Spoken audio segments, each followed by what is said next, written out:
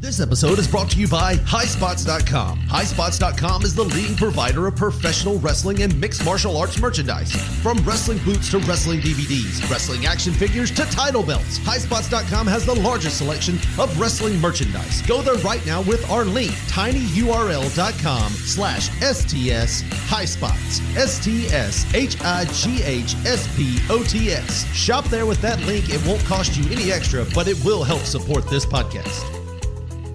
Hey, everyone, listening to episode 71 with Steve Beverly from Matt Watch. How about episode 79 with Jeff Zinger from GAG? It's kind of prelude to what we're doing for March. This month, we're going to have the Let's Talk Shiznit on the Dirt Sheets series. That's right. So, our first guest is J.D. McKay, but here's a clip from the Steve Beverly Show.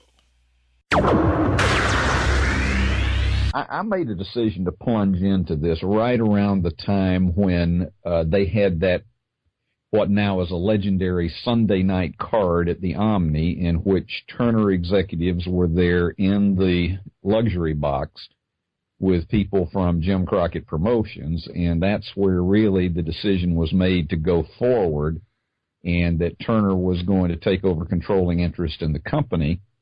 And those are the kind of things that I had a personal interest in, particularly from the broadcasting side of it, because I was aware that it really became very, very evident that the traditional promoters who were trying to go national to compete with Vince McMahon did not have the dollars to do that, and so it was going to take the money of a major broadcaster and a major player in the game if anybody was going to at least make a strike at that. So when that happened, I said, oh, okay, I'm going to try doing a newsletter and just see how it works and go from there. And so for 4 years, I did it. But as I say, one of the major reasons for giving it up after 4 years was, I can tell you, when you have an experience with something like depression. Oh, we discussed I have an episode where we were discussing it, and I have shared a little. Hey, welcome to a new episode of Shooting the Shiznit. Let's get some business out of the way, and then we'll get to the episode. A special thanks to Bob McGee at Pro Wrestling's Between the Sheets. That's www.pwbts.com. Locals2legends.com. That's Gene Jackson. Sean Garmer at w2mnet.com. We thank you guys for spreading the word. You can get all the episodes at www.stspod.club, all the whole archives. tinyurl.com/STSPOD merch. You can get t-shirts, mugs, a little bit of everything. You can always send us a little donation at Brian_Trammell, Tramel, at yahoo.com. That's my PayPal address. Guys, you can listen to us on iTunes, Stitcher, Player FM, and Pod Paradise, and Spreaker. That's right. I'm at Comic Book Mark BT on Twitter, at BT Shooting the Shiznit on Instagram. We also have a Shooting the Shiznit Facebook group or page there where I put all the episodes. We also have the Cool Kids Wrestling and MMA Talk Facebook group. That's where we talk about wrestling. You have to ask to come in, and if we don't like you, we'll kick you out. A big shout out to my buddy Suplex City Limits. This is all my podcast bros. Creative Control with JoJo. Who's Right Podcast. That's a non-wrestling podcast. And my buddies over there at P3 Radio. Also a special shout out to Keeping It 100 Patreon site. Guys, it's only $1 to join. You get extra things, and for just $1 it helps out the show. Keeping It 100 is my favorite podcast, well, other than mine, when it comes to wrestling podcasts. Hey guys, let's quit talking. 5, get on 4, 3, 2, 1, 0. Let's start the party. Yes, episode 95. That's right, episode 95. Bringing him from the green room, my old buddy, J.D. McKay. How's it going, J.D.? Man, it's going great, BT. It's great to be here with you, and I'm glad to get out of the green room. Well, I usually have milk and cookies in there. Did they not have the milk and cookies? Well, they had some brownies that were pretty interesting. I know that much. But anyway. Yeah, I had a couple of people on here. I have to tell them, the special stash is under the couch. So we're going to talk to you. This is a special series, about 4 or 5 episodes we're going to do. Let's Talk Shiznit on the Dirt Sheet series, and you had a dirt sheet. So what we're going to do first, though, JD, is I'm just going to talk how you become a wrestling fan and all of that first, and then we'll go into how you started Ringside Reflector there. All right. Me becoming a wrestling fan was mainly my dad's fault. Dad was a big wrestling fan. Kept me up late at night on Saturday nights to watch Mississippi Gulf Coast Championship Wrestling. Cowboy Bob Kelly, Frank Dalton, Armand Hussein, the Gibson brothers, Ricky Gibson, Ken Lucas, the whole bunch down there. That was where it really got started. I was like 4, 5, 6 years old. And from there, brother, I started watching Lawler, Dundee, Mantell, Gilbert, Austin Idol, Memphis, Mid-South came next, and then Continental. I just couldn't get enough. I just had to watch everything I could get my hands on. By the time I got to about 15 to 18, I was watching probably 8 to 10 hours of wrestling every Saturday, it seemed like. Wow. 'Cause I was out here in wrestling heaven in Mississippi. Right. Yeah.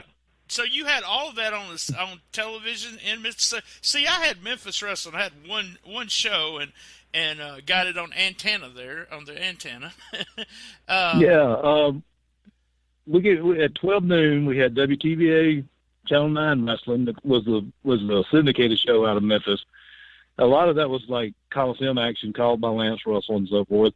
They didn't really play up the angles, but they played up what was coming up the next Friday night in Tupelo. But we had that, and then like at 2:30 in the afternoon on WABG out of Greenwood, we had Mid-South, which later became UWF, Bill Watson, that group.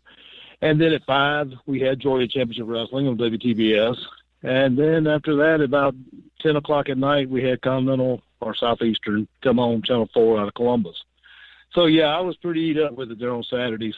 And that was the teenage and then to the 20s, and then that's going into about the time I started doing the sheet there, about 22, 23 years old, I guess. Did you go to live shows? Was there a lot of live shows in that area? Yeah. Once I got a driver's license at 15, I started sneaking out, driving about 100 miles away to go to Jackson to the shows there. And then every once in a while I would sneak off. I snuck off to go see Coco Ware and Ric Flair in 1985. I was 21, but I was still sneaking off because, nobody else was really going with me.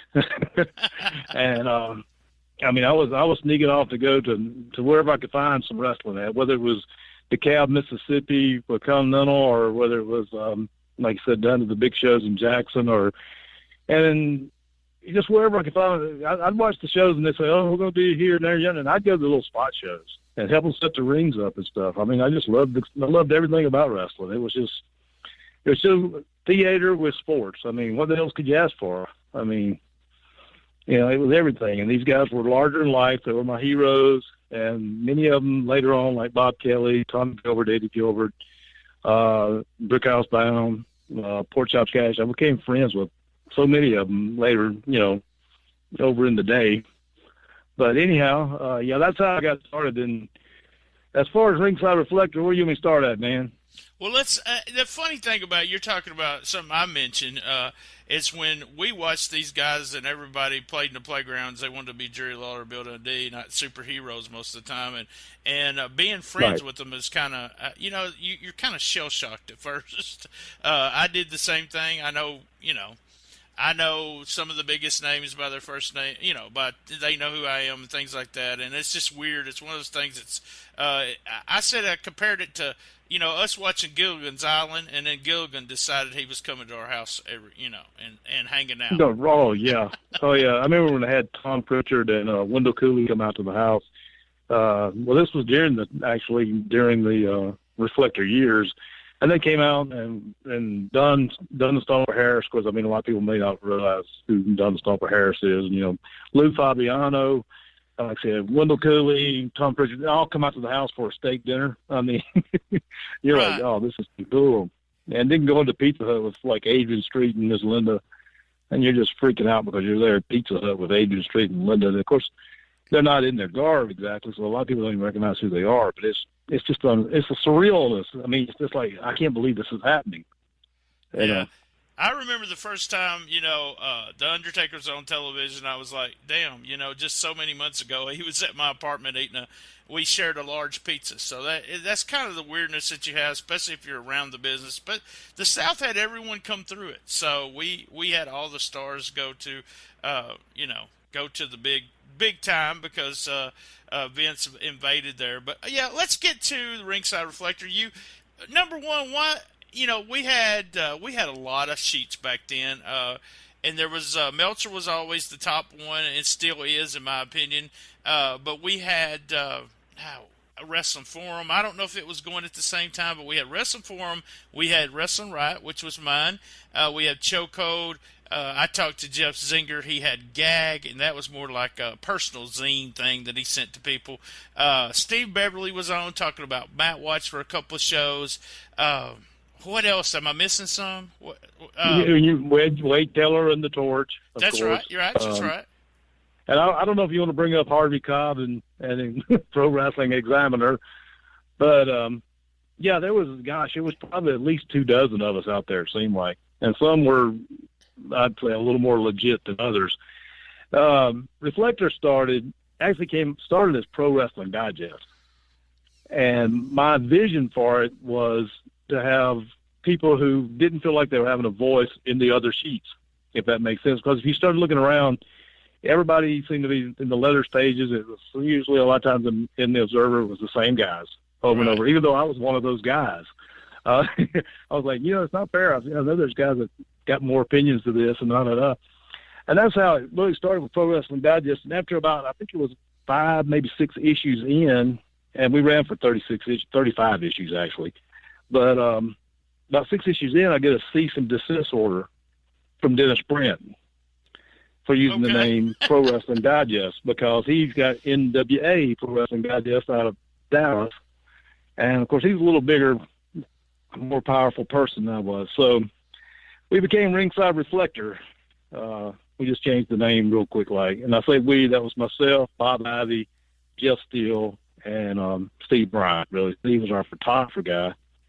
And, of course, Jeff Steele had a little history in the business at the time. He had been Lord Richard Phillips III in the Indies around Mississippi. And, of course, Bob's a lifelong friend from elementary school. So, I mean, we had this all, of course, my wife at the time, Marlene. So it was a group effort, and we got together and decided we'd just do a little different kind of thing, or at least what we thought was different. And we allowed people to write opinionated pieces more than just sending results in and so forth. We encourage people to voice their opinion on things, which I guess is kind of what John Gallagher did in Forum as well, to an extent. But yeah, that's where Ringside Reflector came from. I mean, and I tried to make a cover and put a photo on the front and all kinds. I tried to be a little more innovative than Dave was with Observer. Nothing against Dave. I'm just saying I tried to make it stand apart. You know what I'm saying? Right, I had to. Yeah, we had to compete. Someone had sent me a picture on Facebook yesterday of like 4 or 5 of my issues of Riot, and I was the 4th of a page tiny newsletter, but I had to be different. And that's the way I do with this. I mean, everyone's doing 4 or 5 hour podcasts, and I do 30 minutes, and I think that's you had to be different. And Reflector was different. It was a discussion thing where a lot of people wrote articles, and then it was kind of like, and I didn't know this until later on when I started getting other newsletters, and for things like sci-fi. Sci-fi was a lot like the Reflector, where an issue would come out and a bunch of people would write about that issue, send letters in about that, and then you would get a new issue along with all the responses from what happened in your last issue. And if you had a controversy or something, or if someone was giving you hell, then we found out that in the next issue what was going on. But I was all, me and you were friends. And that was easy source material too. That can give you a lot of material to work with that you didn't have to drum up a lot of your own mind. Oh, here, look, I got this from this guy. I can run this. And I can remember guys like Phantom of the Ring, Ed Gurria wrote some things. He wrote for everybody, yo. Right. And he wrote great stuff. And of course, like I said, Brother Jeff wrote really good stuff. I can remember him saying, 40 years from now, Ricky and Robert are going to be still wrestling, and the R's are going to, they fell off of their things, and they're going to be the Aka and the Old Express. And you know what? He was right. It's been 40 years, and they're still wrestling. They are, and you're right. That's exactly. I'm like, really? How did Jeff know this stuff?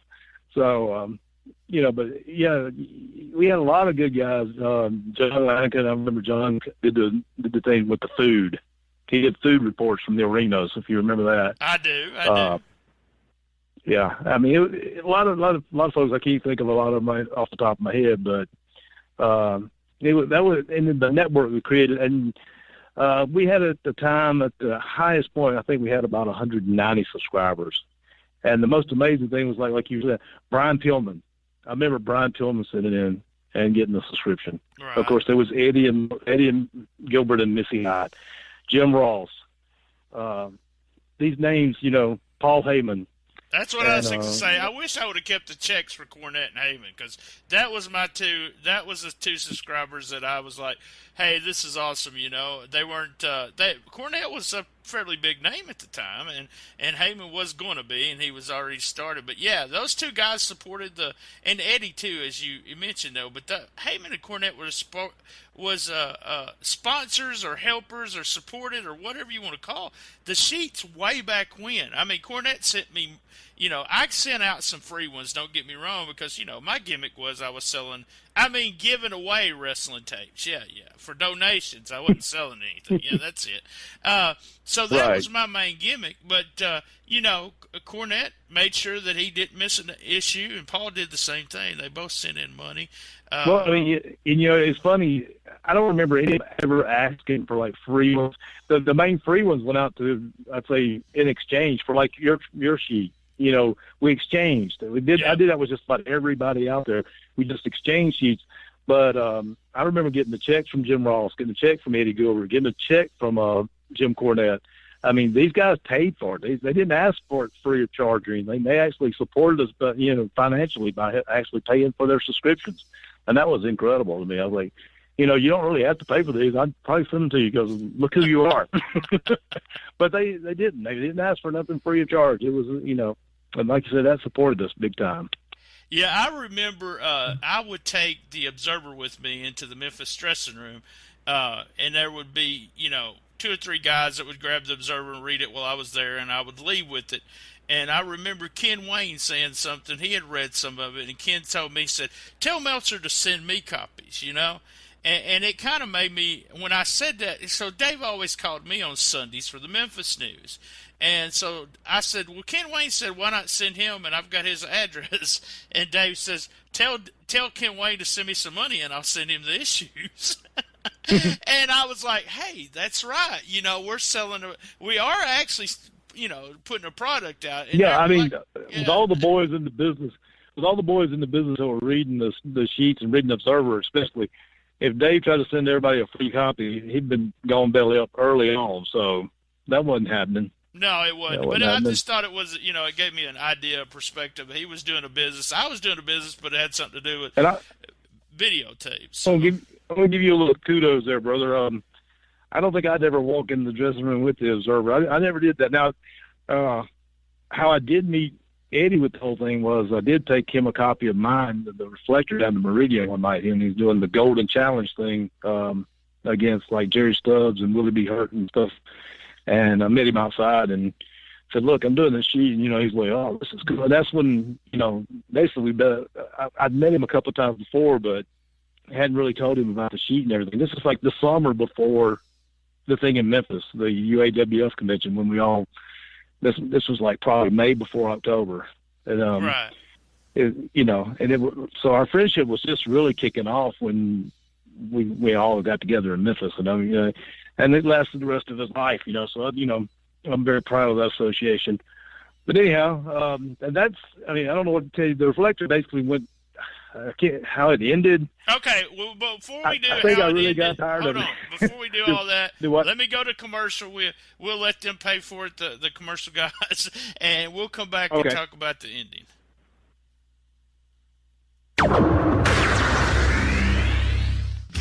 80s Tees is the leading online retailer of officially licensed t-shirts, specializing in retro movie, music, TV show, video games, comic book, and cartoon t-shirts. 80s Tees has you covered. They have everything from G.I. Joe, Seinfeld, and Back to the Future, as well as 152 different classic wrestling shirts. Plus, free shipping on all orders over $50.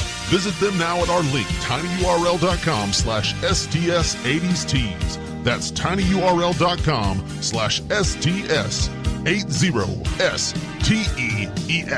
Visiting them at our link will cost you nothing extra, but it will help support this podcast. Now, back to the show.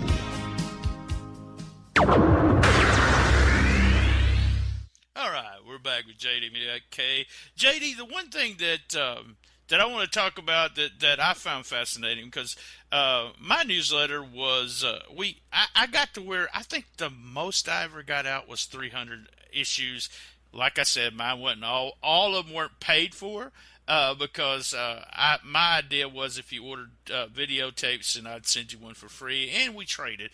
But I ended up around. I'd have a party to put all this, cut them, help me put it all together, help me staple it, and just have pizza and something to drink, and there'd be 3 or 4 people come over and help me. What was the process of putting it together and shipping it out? Because you had to type everything first. Yeah, I did most of the typing. Unless something came to me already preformed. Some of the stuff the guys already typed up for me. I did most of it myself on an old-fashioned old typewriter, basically. And, of course, Marlene helped some. And Bob did his part. Of course, Jeff wrote out his stuff, but what was funny was Jeff found us the printers in Jackson, which was like 100 miles away from where I lived. And what we'd have to do is go down and take them or mail them the issue, and they would print it off. It was Ferry's Printers on, what was the name? On Terry Road in South Jackson. Anyway, we go down after they would call us and tell us when we got the issues ready. They correlated basically everything. Got everything together for us. Now I had to come back, and because of the thickness, we usually ran, like 10 pages back and front, so it was like 20 pages. We would take them and fold them and staple them back together again until folded, and put the name on the outside and put the postage on it and everything. I mean, it took a while. And like I said, the most we ever had, I think, was right up at 185, 190 subscribers or, readers, or however you want to look at it. We usually averaged, over the 3 years, we probably averaged about 150. All right, still good though. You had I barely remember, but I think I'm gonna remember this correctly, and there'll be someone out there that has one of my sheets. But I think only charged 75 cents, and what it was is I wanted you to get 4 issues for $3. Like I said, sent out a lot of free ones, but I think that was what the subscribers actually paid for mine. What did you pay for Ringside Reflector?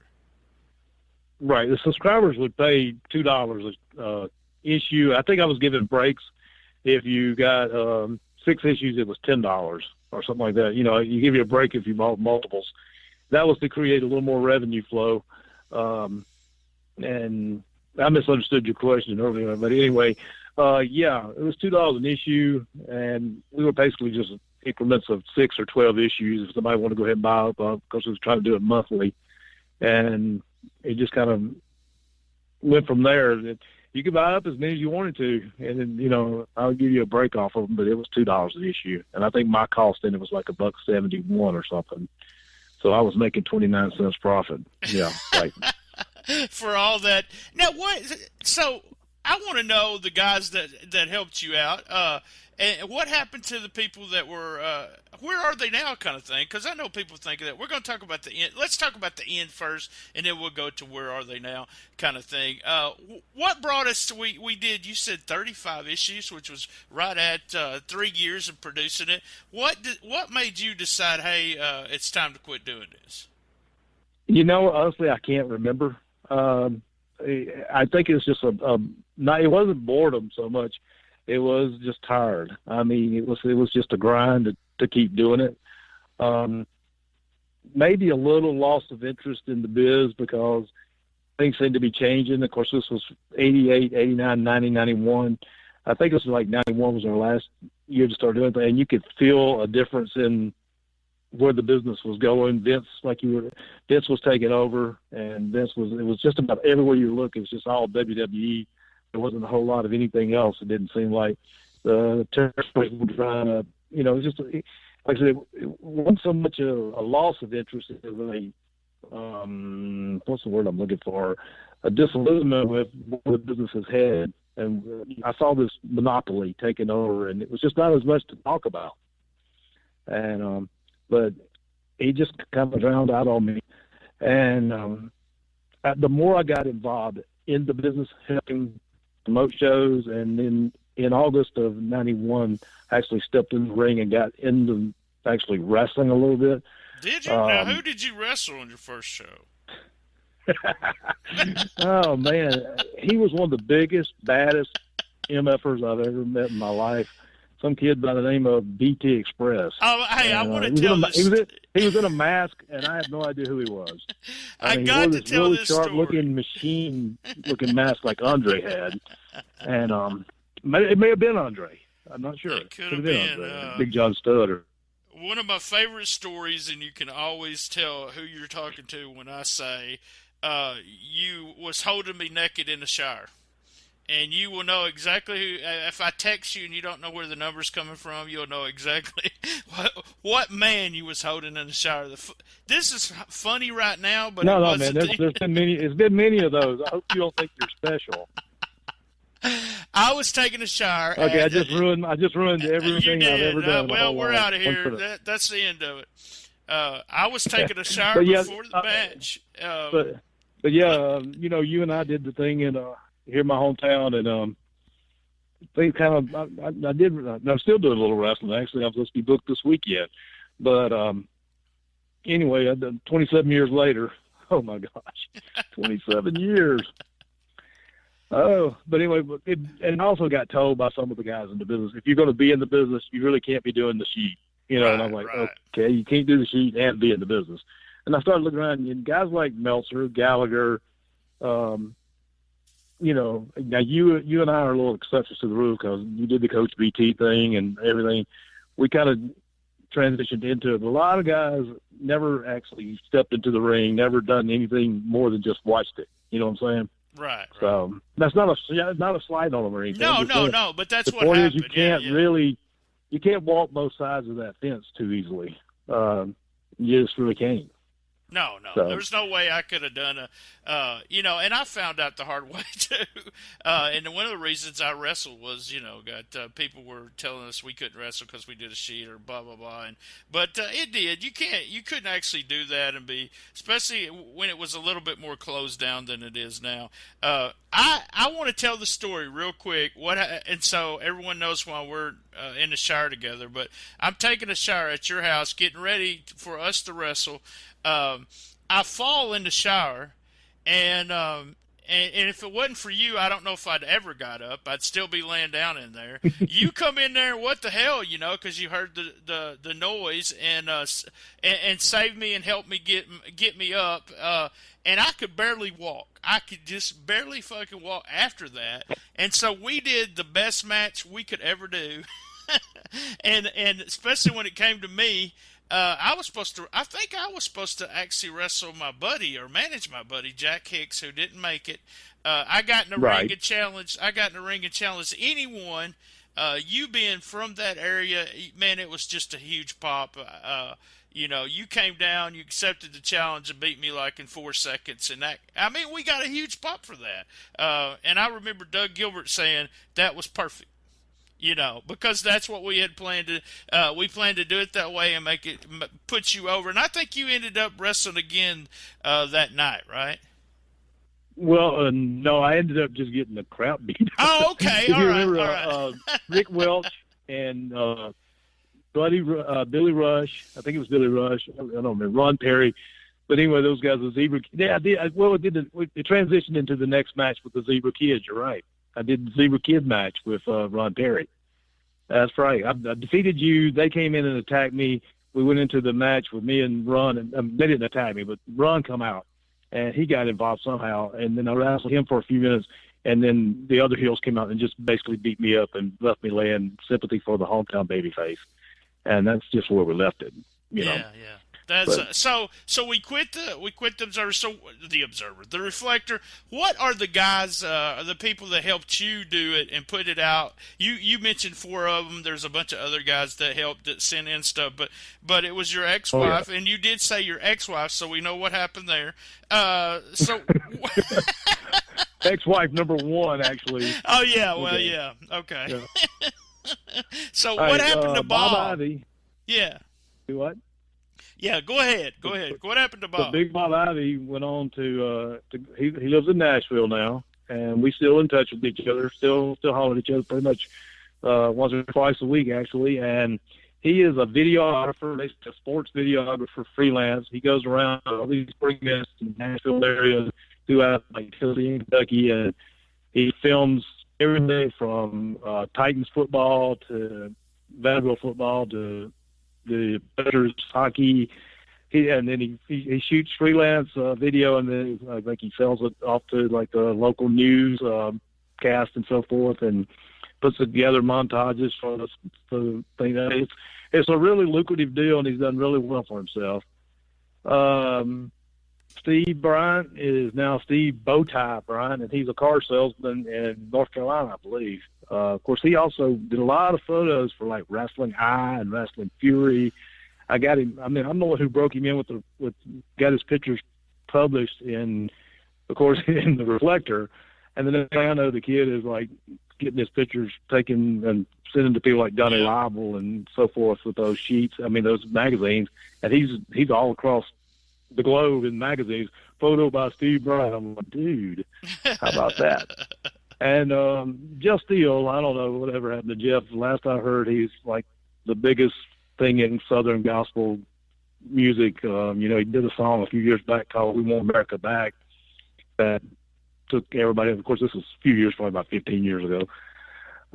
He just took off like crazy, and him and Steele's, him and Sister Sherry, and their son Brad, and they're still singing. And he is a pastor in Coleman, Alabama, at the Grace Baptist Church in Coleman, as well as still traveling the roads singing gospel music. So there you go.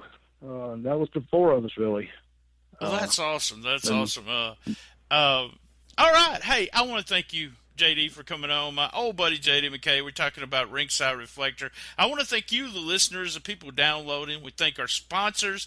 And join us next week. Same bat time, same bat channel on the best little wrestling podcast in the business. Love my mama. Be there. Thank you, sir. All right, man.